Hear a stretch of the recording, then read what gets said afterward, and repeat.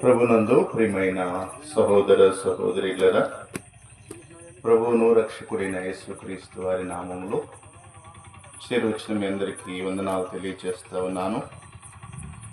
మరోసారి స్వామి గారి గృహం ఎదురు చేరరావడానికి ప్రభువు నాకు ఇచ్చిన శ్రేష్టమైన సమయాన్ని బట్టి కూడా ప్రభువుని స్తుతిస్తూ ఉన్నాను. ఈ సమయంలో దైవగ్రంథమైన బైబిల్లో నుండి ఒక వాక్య భాగాన్ని చదువుకుందాం.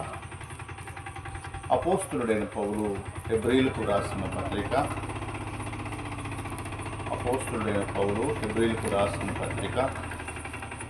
11వ అధ్యాయము 23వ వచనాన్ని నేను చదువుతున్నాను. దయచేసి బైబిల్ గ్రంథాలు ఉన్నవారు తెరచి చూడాలని ప్రేమతో మనవి చేస్తా ఉన్నాను. మోషే పుట్టినప్పుడు అతని తల్లిదండ్రులు ఆ శిశువు సుందరుడైనట్టు చూసి విశ్వాసమును బట్టి రాజాజ్ఞకు భయపడక 3 మాసములు అతన్ని దాచిపెట్టిరి. ప్రార్థన చేసుకొని దేవుని వాక్యాన్ని ధ్యానం చేసుకుందాం. కరుణ సంపన్నుడు అయిన మా ప్రియ పరలోకపు తండ్రి, జీవము గల దేవ, క్రీస్తు యేసు ప్రభు మహిమగల నామములో మిమ్మల్ని స్తుతిస్తా ఉన్నాం. పేరం స్వామి గారి గృహం యొద్ద మమ్మల్ని చేర్చారు. మీ దాసుని యొక్క కుటుంబంలో వారికి ఇచ్చిన ముది మనోరాలను బట్టి మిమ్మల్ని స్తుతిస్తున్నాం. ఆ పాపకు నూతన సంవత్సరాన్ని దయా కిరీటంగా మీరు ధరింపజేశారు. అందుకొరకై స్తోత్రాలు చెల్లిస్తున్నాం.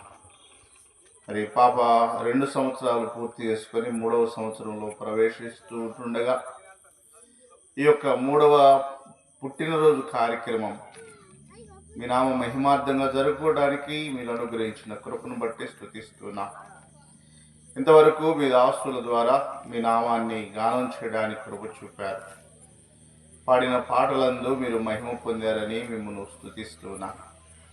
మీ గ్రంథములో నుండి లేఖనాలు చదువుకొని ఉంటుండగా అందరి సంగతులు మాకు వివరించి మాతో మాట్లాడమని, చేరువచ్చిన మేమందరం కూడా మీ వాక్యపు వెలుగులో మా జీవితాలు సరిచేసుకోవడానికి కృప చూపమని, ప్రత్యేకంగా పాపను ఎలా పెంచాలో మరి తల్లిదండ్రులకు కావలసిన అజ్ఞానం మీ కృపలో దయచేయమని, ఈ కూడికను మమ్మల్ని మేము మీ కరుణా హస్తాలుగా అప్పగించుకుంటూ సిలువ వేయబడి పునరుత్థానుడైన యేసుక్రీస్తు వారు తేటగా ప్రకటించబట్టుకు సహాయం దయచేయమని యేసుక్రీస్తు ప్రభు పరిశుద్ధ నామములో ప్రార్థన చేసి వేడుచున్నాము తండ్రి, ఆమేన్.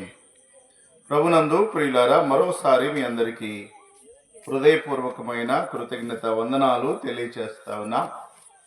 పదే పదే నన్ను ఆహ్వానిస్తూ పరిచర్యలో మరి ప్రోత్సహిస్తున్న సంఘమునకు కూడా నా ప్రత్యేకమైన కృతజ్ఞత వందనాలు తెలియచేస్తా ఉన్నాను. ఈ రాత్రి వేళ ఒక క్లుప్త సందేశాన్ని, మరి మీ కార్యక్రమాలు ఉన్నట్టు ఉన్నాయి కాబట్టి క్లుప్త సందేశాన్ని ఈ రాత్రి మనం విందాం. తల్లిదండ్రులుగా బైబిల్ గ్రంథంలో కొంతమంది తల్లిదండ్రులను నేను మీకు పరిచయం చేస్తాను. మొట్టమొదటిగా మనం చదువుకున్న లేఖన భాగంలో మోషే పుట్టిన కాలాన్ని గురించి, మోషేని గురించి బైబిల్ మనకు పరిచయం చేస్తూ ఉంది. ఈ హెబ్రీ పత్రిక 11వ అధ్యాయం 23వ వచనాన్ని మరొకసారి చదువుకుందాం. చూడండి. మోషే పుట్టినప్పుడు అతని తల్లిదండ్రులు ఆ శిశువు సుందరుడై ఉండుట చూచి విశ్వాసమును బట్టి రాజాజ్ఞకు భయపడక 3 మాసములు అతని దాచిపెట్టిరి. ఎవరి మోషే? బైబిల్ గ్రంథంలో మోషే అనే వ్యక్తి ఎవరు? ప్రియులరా, మోషే అనే వ్యక్తి మొట్టమొదటిగా మనం గ్రహించవలసిన విషయం ఏంటంటే అబ్రహాము సంతతి వాడు. మోషే ఎవరు అంటే అబ్రహాము సంతతి వాడు. మరి అబ్రహాం ఎవరు? అబ్రహాము దేవుని స్నేహితుడని పిలువబడ్డాడు. అబ్రహాము మొట్టమొదట దేవుని యందు విశ్వాసం ఉంచి దేవుని స్నేహితుడని పిలువబడ్డాడు. అబ్రహాము సంతతిలో నుండి వచ్చిన వాడు మోషే. అబ్రహాము ఇస్సాకును కన్నాడు, ఇస్సాకు యాకోబును కన్నాడు, యాకోబు యూదాను అతని అన్నదమ్ములను కన్నాడు. మరి యాకోబు సంతతిలో యాకోబు 12 మంది సంతానం. యాకోబు సంతతిలో మొదటివాడు రూబేను, రెండవవాడు లేవి, మూడవవాడు యూదా. ఇక అట్లా చెప్పుకుంటా పోతే యాకోబు సంతతిలో రెండవ వాడైన లేవి వంశములో నుండి వచ్చిన వాడు మోషే.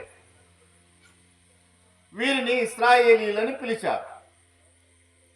ఈ ఇశ్రాయేలీలు దేవుని వాక్య ప్రకారము ఐగుప్తు దేశములో దాసులుగా ఉన్నారు.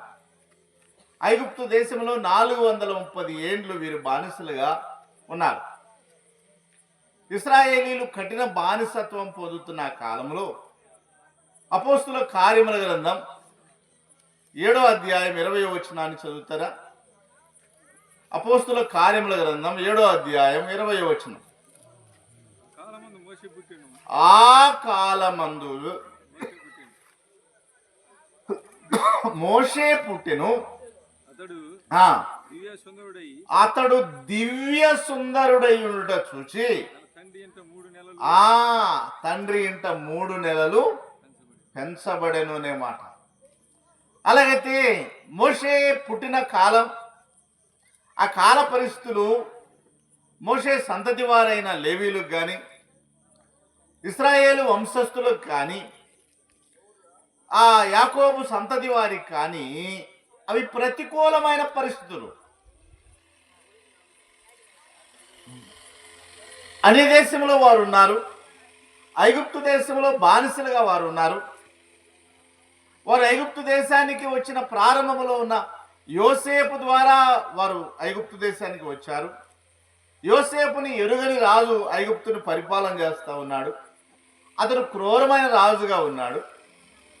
ఆ క్రూరమైన రాజు కఠినమైన బానిసత్వం ఇశ్రాయేలీల చేత చేపిస్తున్న కాలంలో మోషే పుట్టాడు. మోషే పట్ల దేవుని ప్రణాళిక ఉన్నది. మోషే పట్ల దేవుని ఉద్దేశం ఉన్నది.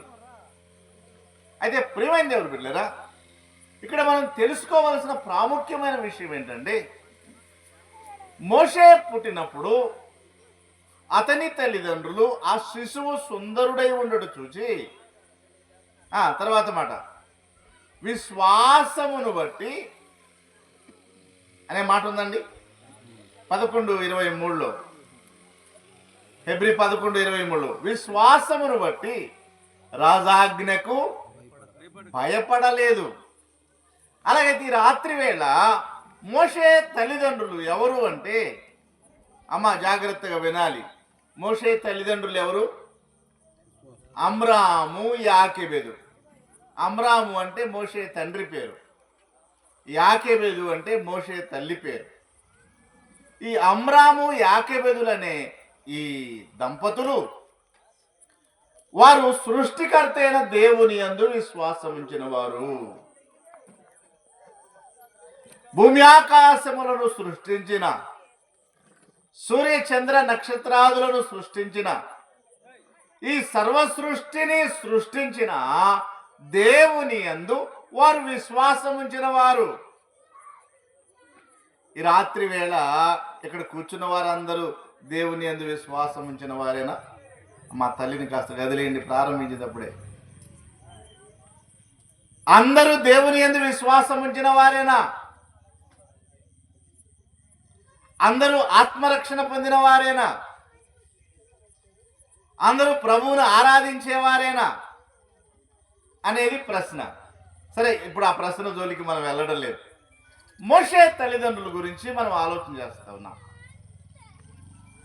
నిర్గమాకాండం 2వ అధ్యాయం 1వ వచనాన్ని మనం చూస్తే, నిర్గమాకాండం 2వ అధ్యాయం 1వ వచనంలో ఒక శ్రేష్టమైన మాట ఉంటుంది.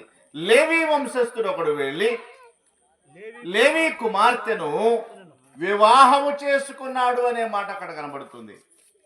లేవి వంశస్థుడు వెళ్ళి లేవి కుమార్తెను వివాహం చేసుకున్నాడు. అమ్రాము ఎవరిని వివాహం చేసుకుంటాడంటే తన మేనత్త అయిన యాకెబెదును వివాహం చేసుకున్నాడు. యాకెబెదు అమ్రాముకు వరుసకు మేనత్త అవుతుంది. ఎందుకు ఆ మాట వ్రాయబడిందంటే లేవి వంశస్థులు దేవుని సేవా క్రమములో వారు ప్రత్యేకమైన వారు.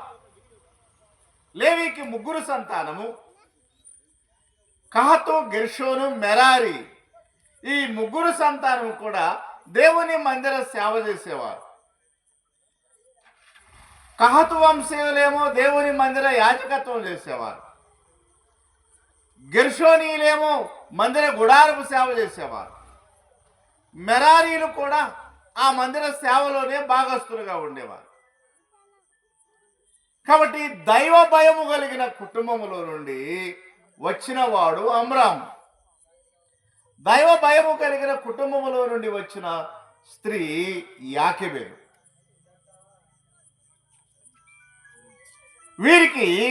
వీరు ఐగుప్తు దేశంలో బానిసత్వం, కఠిన బానిసత్వం అనుభవిస్తూ ఉన్నారు.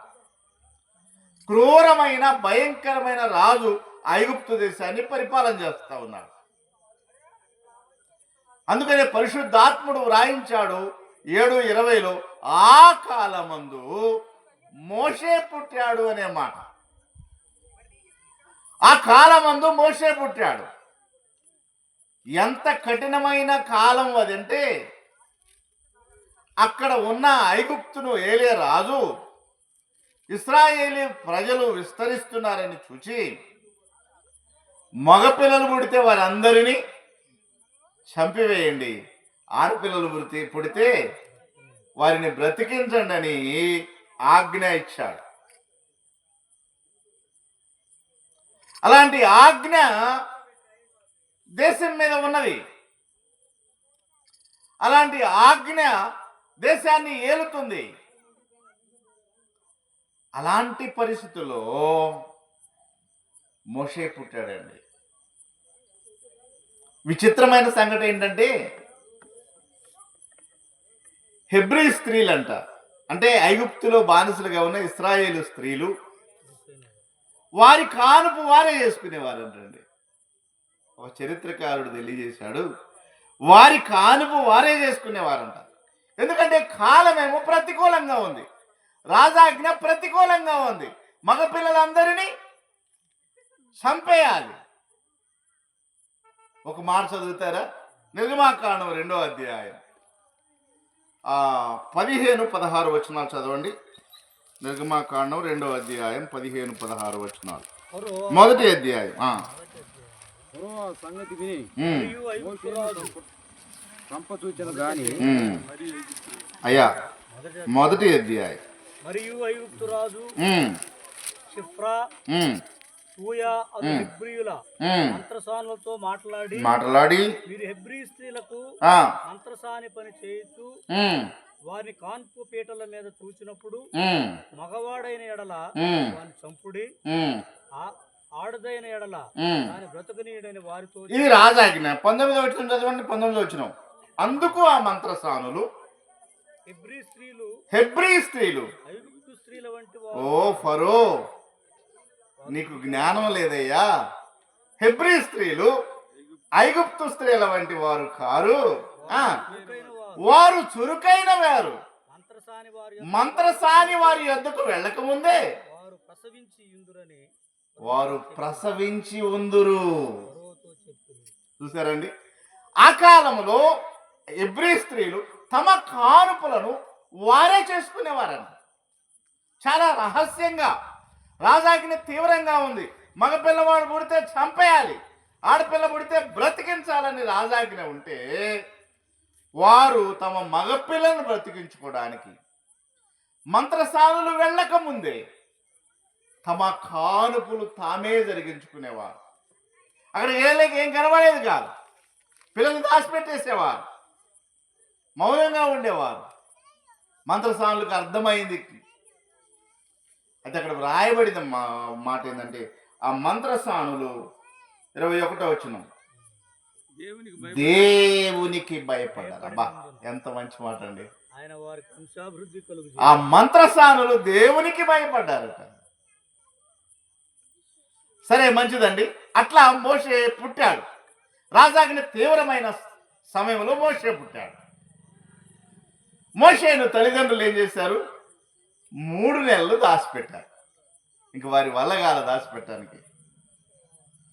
అయితే దేవుని ప్రణాళికలో మోషే బ్రతకాలి కాబట్టి ఆ పిల్లవాడిని జమ్ముపెట్టులో పెట్టేశారు. నైలు నది ఒడ్డున పడేశారు. ఆ పిల్లవాడిని ఫరో కుమార్తె పెంచింది. తన కుమారునిగా పెంచుకున్నాడు. ఇదంతా చరిత్ర. అయితే మనకిక్కడ పాఠం ఏంటంటే, జ్ఞాని అయిన సొలొమోను అంటాడు 22:6 సామెతల్లో అంటాడు, బాలుడు నడువలసిన త్రోవను వానికి నేర్పము, వాడు పెద్దవాడైనప్పుడు దాని నుండి తొలగిపోడు. ఇప్పుడు మోషే పుట్టాడు. మోషే ఫరో కుమార్తె చేతుల్లోకి వెళ్ళాడు బాలుడుగా. ఫరో కుమార్తె ఆ పిల్లవాడిని పెంచడానికి దాదీని వెతుకుతుంది. మోషే అక్కయ్య మిరియాము దాదీగా తన తల్లినే తెచ్చి పరిచయం చేసింది యాకెబెదుని. యాకెబెదు యొక్క సంరక్షణలో మోషే పెంచబడ్డాడండి. యాకెబెదు యొక్క సంరక్షణలో తల్లి మోషేని పెంచుతూ ఉంది. తల్లి మోషేకి బోధ చేస్తా ఉంది. నాయనా మోషే, మనం ఐగుప్తులం కాదు, మనది హెబ్రీ జాతి, మనం అబ్రహాము సంతానం, మనం లేవీయులం. దేవుడు మనల్ని ప్రత్యేకపరుచుకున్నాడు తన కొరకు. ఒకవేళ నువ్వు ఐగుప్తు రాజు అయితే నీ ప్రజలైన